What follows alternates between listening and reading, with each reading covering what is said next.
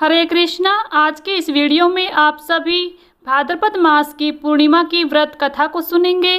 संपूर्ण व्रत में आने वाली हर एक पूर्णिमा की तिथि कुछ न कुछ खास विशेषताओं के लिए होती है। इसी में भाद्रपद माह की पूर्णिमा का श्राद्ध पक्ष के आरंभ से जोड़ा जाता है। इसी पूर्णिमा से आरंभ होने वाले श्राद्ध कार्य अश्विन अमावस्या तक चलते हैं। इसलिए भाद्रपद पूर्णिमा को स्नान दान का भी विशेष महत्व माना जाता है। भाद्रपद मास की पूर्णिमा भाद्रपद पूर्णिमा के नाम से जानी जाती है। इस पूर्णिमा के दिन कुछ विशेष अनुष्ठान पूरे किए जाते हैं। साथ ही इस पूर्णिमा के दिन भगवान श्री सत्यनारायण की पूजा की जाती है और भगवान शिव माता पार्वती की पूजा की जाती है। इसके साथ इस दिन चंद्रमा की पूजा करने का भी विधान है। इस पूर्णिमा के दिन व्रत का अत्यंत महत्व बताया गया है, जो सभी प्रकार के सुख वैभव को देने में सहायक बनता है। पूर्णिमा की तिथि धार्मिक कर्म और अनुष्ठान के लिए कार्य करने में अत्यंत शुभ मानी जाती है।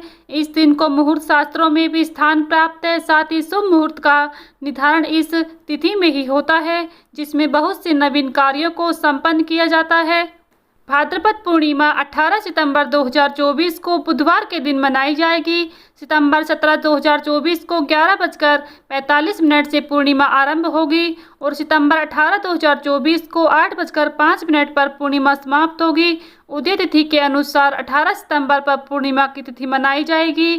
भाद्रपद पूर्णिमा के दिन विधि विधान के साथ पूजा और सत्यनारायण भगवान की कथा करने से सभी दुखों का नाश होता है। जीवन में आने वाले कष्ट दूर हो जाते हैं। अगर आप भी भाद्रपद पूर्णिमा का व्रत रख रहे हैं तो आपको इस कथा को सुनना बेहद ही अनिवार्य होता है। जिस प्रकार से व्रत को करना जरूरी होता है, उसी तरह से व्रत में कथा को पढ़ना भी उतना ही जरूरी होता है, तभी आपका व्रत पूर्ण माना जाता है। आइए अब सुनते हैं भाद्रपद पूर्णिमा की व्रत कथा को। आप सभी श्रोतागण इस व्रत कथा को बड़े ही प्रेम पूर्वक सुने। आप सभी की मनोकामनाएं अवश्य ही भगवान विष्णु पूर्ण करेंगे। आइए शुरू करते हैं भाद्रपद पूर्णिमा की कथा को। प्रेम से बोलिए भगवान विष्णु की जय, माता लक्ष्मी की जय। भाद्रपद पूर्णिमा के दिन उमा महेश्वर व्रत करने का भी विधान है। बताया गया है शास्त्रों में इस पूर्णिमा के दिन भगवान शिव और माता पार्वती की पूजा की जाती है। इसी के साथ ही रात्रि के समय जागरण करना चाहिए। नारद पुराण और मत्स्य पुराण में इस व्रत के बारे में भी बताया गया है। इस व्रत को करने से मांगलिक सुख प्राप्त होते हैं और दाम्पत्य सुख प्राप्त होते हैं। उमा महेश्वर व्रत के साथ ही कथा भी सुननी चाहिए। इस कथा को सुनने से व्रत का संपूर्ण फल आपको प्राप्त होगा। एक बार ऋषि दुर्वासा जी भगवान शंकर जी के दर्शन करने उनसे मिलने कैलाश जाते हैं। कैलाश पर भगवान शिव और माता पार्वती के दर्शन कर वह अत्यंत प्रसन्न होते हैं। भगवान शिव ऋषि दुर्वासा को एक पुष्प माला भेंट करते हैं, जिसे दुर्वासा प्रेम से स्वीकार कर लेते हैं। भगवान से भेंट कर लेने के पश्चात दुर्वासा वहां से आगे निकल पड़ते हैं।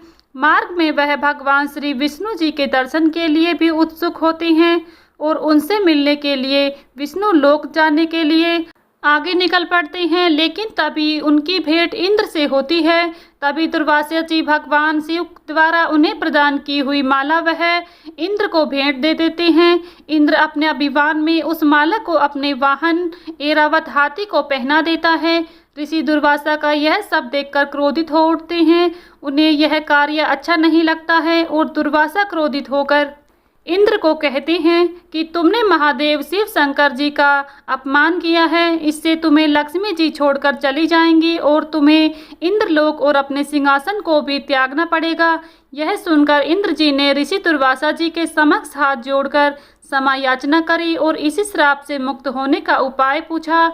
तभी इंद्र की विनय सुनकर दुर्वासा जी कुछ शांत हुए और क्रोध शांत होने पर ऋषि दुर्वासा जी ने इंद्र को बताया उसे उमा महेश्वर व्रत करना चाहिए, तभी वह अपने स्थान को पुनः प्राप्त कर पाएगा। तब इंद्र ने इस व्रत को किया। उमा महेश्वर व्रत के प्रभाव से लक्ष्मी जी समेत सभी वस्तुएं जो उनसे छीन गई थी, उनकी सभी प्राप्ति हुई। इसी तरह भाद्रपद पूर्णिमा की एक और कथा के अनुसार एक बार की बात है, महर्षि दुर्वासा वायु मार्ग से भगवान शंकर से भेंट करके लौट रहे थे, लेकिन रास्ते में उनकी मुलाकात भगवान विष्णु से हो गई।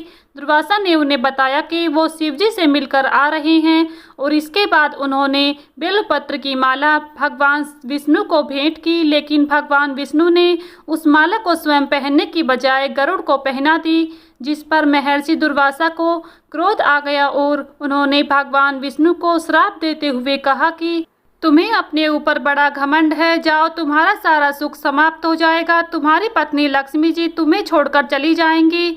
जिस पर भगवान विष्णु ने अपनी गलती का एहसास करते हुए उनसे माफ़ी मांगते हुए कहा कि अब दोबारा ऐसी भूल न होगी, जिस पर दुर्वासा जी शांत हो गए, लेकिन उन्होंने कहा कि अब मैं अपना श्राप वापस नहीं ले सकता हूँ, लेकिन तुम्हें भाद्रपद पूर्णिमा के दिन महादेव और चंद्रमा की पूजा करनी होगी और उसके बाद से ही तुम श्राप से कष्ट से मुक्त हो पाओगे। जिसके बाद भगवान विष्णु ने क्षमा मांगते हुए शिव और चंद्रमा की पूजा की भाद्रपद पूर्णिमा के दिन, जिससे उनके सारे कष्ट दूर हो गए और उन्हें अपनी सारी खोई हुई चीज़ें प्राप्त हो गईं। तो भक्तों, ये थी भाद्रपद पूर्णिमा की 2 विशेष कथाएं जो मैंने आपको इस वीडियो में सुनाई है। अगर आप सभी को हमारी यह कथा पसंद आई है तो प्लीज़ वीडियो को लाइक शेयर करें, चैनल पर नए हैं तो चैनल को भी सब्सक्राइब कर लें, साथ ही बेल आइकन को प्रेस कर लें, जिससे आप सभी को व्रत और त्योहारों से जुड़ी संपूर्ण जानकारी देखने को मिलेंगी। मिलती हूँ नेक्स्ट वीडियो में, तब तक के लिए सभी को राधे राधे, जय श्री कृष्णा।